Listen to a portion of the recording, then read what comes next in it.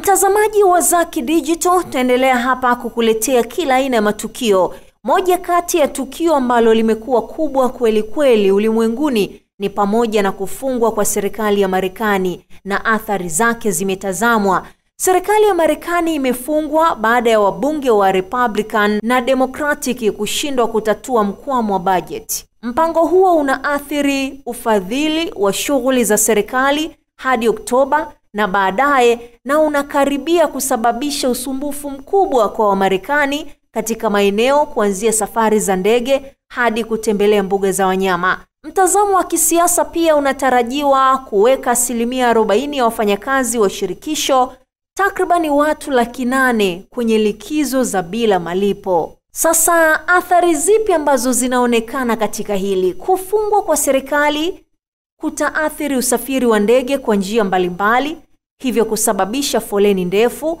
ucheleweshwaji unaosababishwa na wadhibiti wa trafiki wa anga ambao hawajalipwa, hivyo basi kuwalazimu kukaa nyumbani baada ya kufanya kazi bila malipo. Wafanyakazi wa shirikisho wanatarajiwa kuathirika zaidi, kwani hawatapokea hundi yeyote ya malipo wakati kufungwa kwa serikali kunaendelea.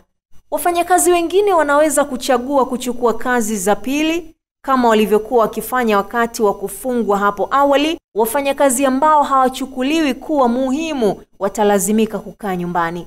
Katika siku za nyuma wafanyakazi hawa wamekuwa wakilipwa moja kwa moja.